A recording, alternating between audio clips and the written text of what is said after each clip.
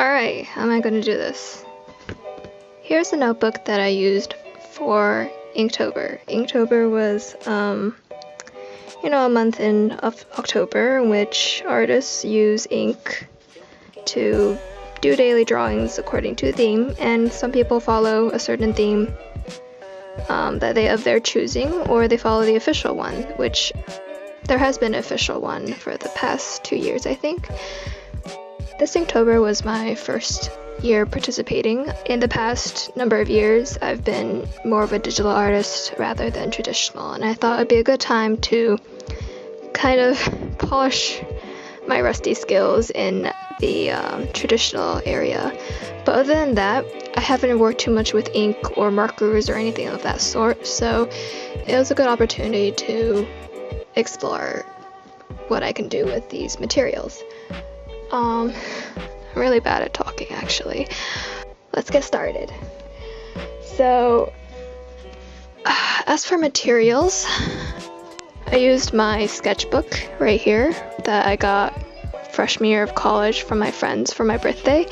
I didn't really actually feel too much of it at the time. I just have doodles here and there. They get pretty lazy later on, like, what is this? What is this?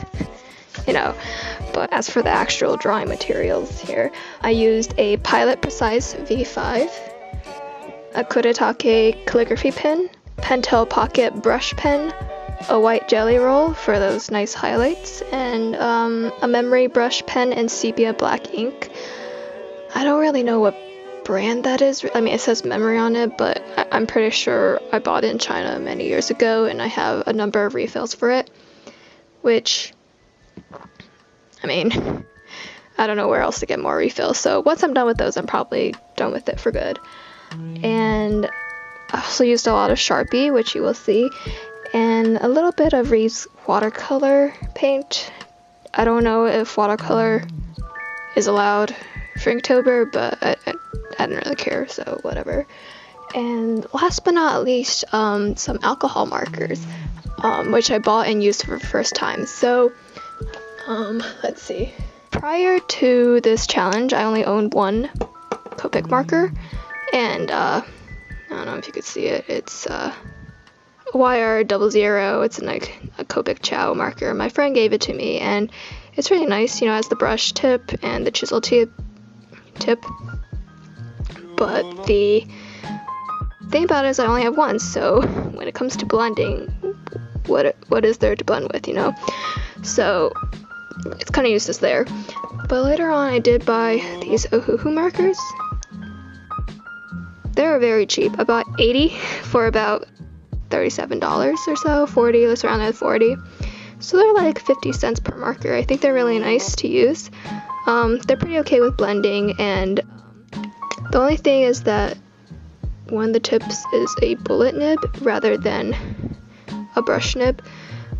So not as great for some other things, which I might talk about, but As for a brief look at the topics, let's get to my little title page here. Sneak in there. Oh, before that, I had a test page for all the materials that I really use, so I had messed around with how I use the pen, as well as layering and what things will smudge and what will not. That was very fun. This is some icky doodle, it's kind of whatever, but as with the actual topics here, don't mind that. It's my first Inktober 2017, and the official prompt list this year was Swift, Divided, Poison, and you could read. I didn't really bother with making this page really pretty. It was just there for me so that I didn't have to always look at my computer every time I needed to know which theme it was for that day. But yeah. So the first day here was Swift, which I write it here for the first few days, but I stopped doing that later on. First day of Swift, I used my memory brush pen with the sepia ink because it was the first day and I was looking around for materials, and I found out that other than black I had sepia ink, so that was pretty cool. So I tried to use it. I was inspired by this one artist that I had books of when I was younger. I think her name was like Marjorie Baston? I'll have to look that up. But she did a lot of nature artworks and lots of nice animals and flowers in there, so I was really inspired by her when I was in 2nd grade, and I still remember her artwork. So she also had some pieces where she had art materials interwoven in the nest of a bird or in other situations, and I thought I would kind of also include that in this piece. It's also the first day, so I didn't want to be too fancy, but I also thought it was kind of complicated for a first timer with ink and on the first day of Inktober. But you know, always challenge yourself. I also tried a little bit of my Copic marker, the one color that I have for the leaves, and a little bit of, you know, add a little bit more color in there. But nothing too interesting. A lot of people did a bird for the first day because obviously a swift is a type of bird. But I think I also saw a lot of people that did Pokemon because of the move. And yeah, that was the first day. Pretty cool. The next day was the topic divided. So instead of a physical division, I thought of more of a emotional or mental kind of division, sort of like being divided in your choices. And you know, I decided to be a little bit more daring than the previous day with the way I filled things in, because the first day, you know, I did a lot of just very clear lining, and then I just kind of did some coloring in, really. But I decided to be more bold with having dark, bold fills of black everywhere. So that's what I kind of did with her bag, which is, actually I have a bag that's similar to that, and her skirt, which I almost want to say I maybe made a mistake and I decided to fill it in, but I don't really remember. But yeah, here is a girl in a cafe, and she only has like $3 or something, and she has to choose between what she wants here. Well, she can't buy that, I guess. But yeah, she's just like, I don't know what to buy. Cool stuff, man. And this was also the first day I used my white jelly roll, which I use pretty much for every piece after this, just to do the white writing on the chalkboards or whatever those boards are made of. But yeah, I'm actually pretty pleased with this one. I think it's a really nice composition, and it's a nice, you know, idea for that topic.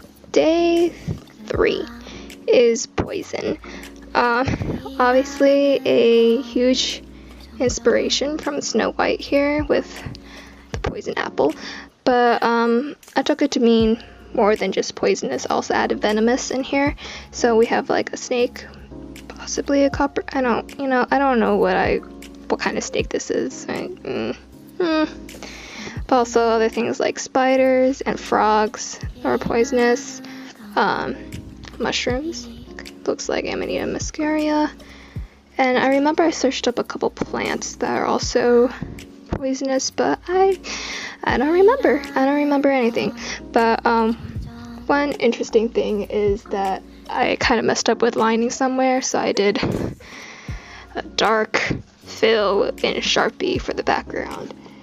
And this Sharpie fill for large areas is going to become a common thing when I get lazy about the background, which you will see.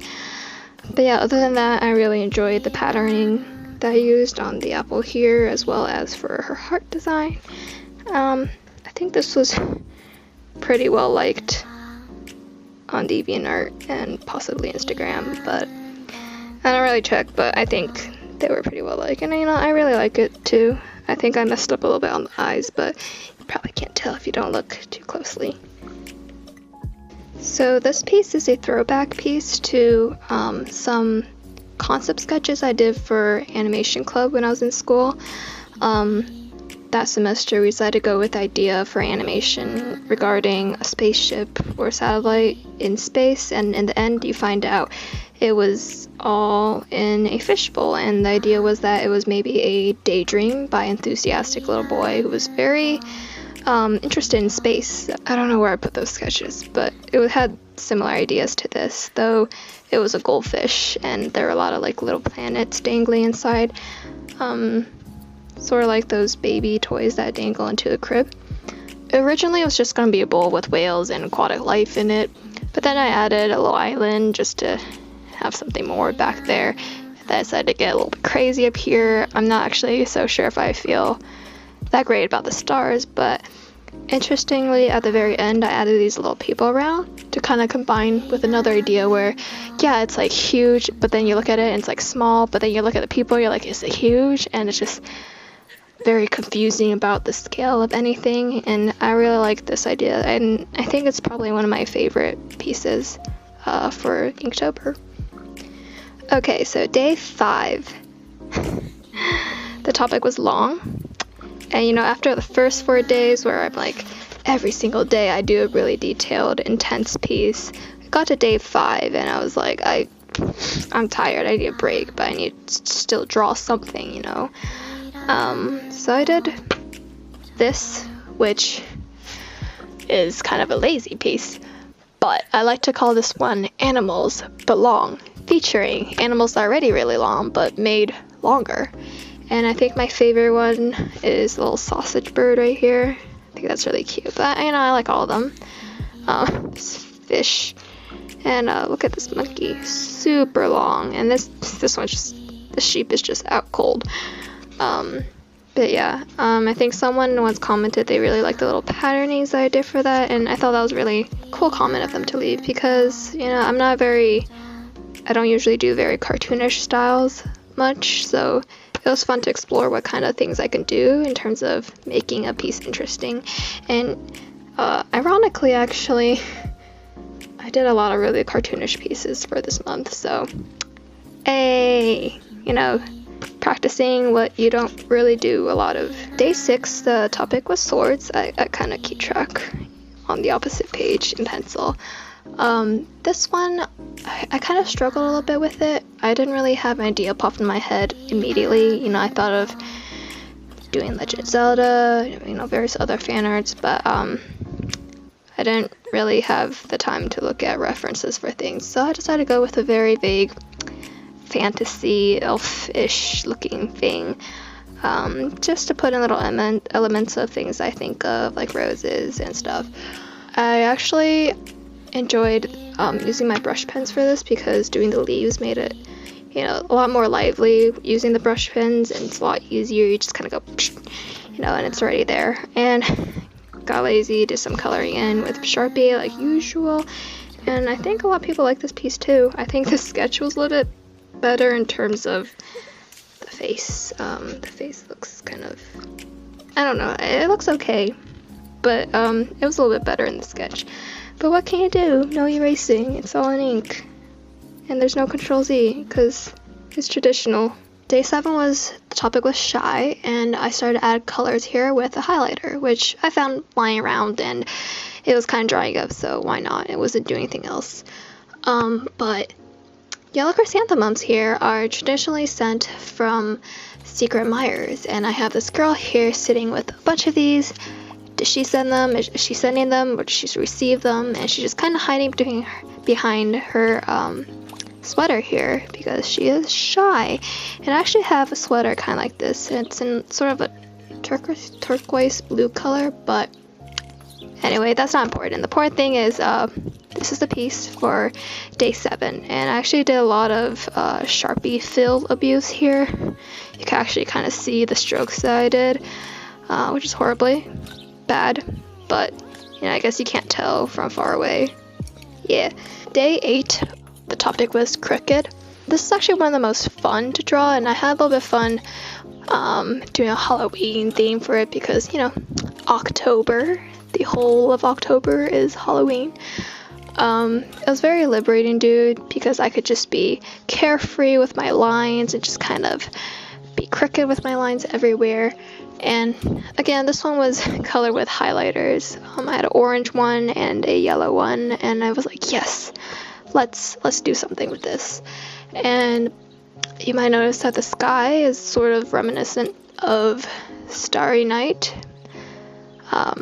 Done horribly, but it's got the feel, right? It's like whimsical, childlike, slightly spooky. I really like this one. It was, like I said, very fun to do. So day 9, the topic was screech, and I decided to do something a little bit outside of my comfort zone. So instead of doing regular illustration piece, I did purely black and white, comic-like sort of thing. I did very little under sketch with a pencil. It's just basically like some ovals here and there. I'm like, I'm just gonna start, whatever. Let's just, whatever, use our brush pen and get going. Which I'm actually pretty happy about with how the owl kind of turned out. This one looks a little bit wonky here, but overall I think it looks pretty nice for, Inktober drawing. I kind of, had the opportunity, it being an owl, that his body continues staying the other side facing the board and have his head just swivel around and freak everyone out, but I really want to draw that tie, so I don't know if that was an appropriate trade, but yeah, whatever. Started writing a little equation there. It's going to be the Navier-Stokes equation because I am so triggered by my studies from school. Day 10. I really like this one. The topic was gigantic. Wow, that's messy. So I drew these giant mushrooms, almost like a fairy tale illustration in like a Brothers Grimm book or something. I used watercolor to give it a little bit of pop of color. This paper is not very suitable for it, but who cares? I don't care. Like I said, I don't even know if watercolors are really like allowed for Inktober. But I just kind of took it as a sort of drawing traditionally sort of challenge just to get myself back into it. So I was a little bit lax on myself for the materials I used. But I thought the border was really nice for this piece, and having it stick out a little bit gave it a sense of depth. And this was fun, little whimsical horse butt. Day 11. The topic was run, and me being, as usual, not wanting to do something super obvious, like a person running. I mean, there's a lot of cool things you could do, but I drew the Chinese zodiac story. To be fair, actually, to be honest, I just wanted to draw this dog, the Shiba, because I love the dogs. But then I expanded it more to include everyone, and that's why the spacing's kind of wonky, because I wasn't actually planning to do all of this. I was just like, dog. And then I did the rest of them. I was kind of limited with my colors, I guess. I wish it would have been more colorful, but a lot of animals are brownish and orangish, so yeah. Oh, and search up Google images for like a running chicken. It's great. I love it. I think it's a meme, but I really enjoyed looking at pictures of chicken running. Very fun. Day 12 was shattered. Cliche, shattered mirror sort of thing. Went with the whole beauty standards and representation in media sort of aspect of things. Also, I just really want to draw darker skin tones and get more practice with hairstyles. That was very fun to do. And hello background. Hello darkness, my old friend. It's this lazy. Yeah. Day 13 is teaming. It's a little bit lazy, but I really like koi, and anyone who has fed a pond of them know how they bunch together and bob their heads around trying to get at the food. It's actually kind of creepy to look at sometimes. It's very startling to see so many of them together, but it's totally an interesting sight. And I actually used to have koi as pets, which is why I was kind of inspired to draw this. I had like 5 or 6 of them, and they're pretty cute. They're really pretty, but they also died after I went off to school. So is that because of my parents, or is it because they really miss me a lot? Who knows? As for the piece itself, I started off just drawing the fish, and then I decided, it's koi, I need some color in here. So I added a little bit of watercolor in a little bit of places here and there.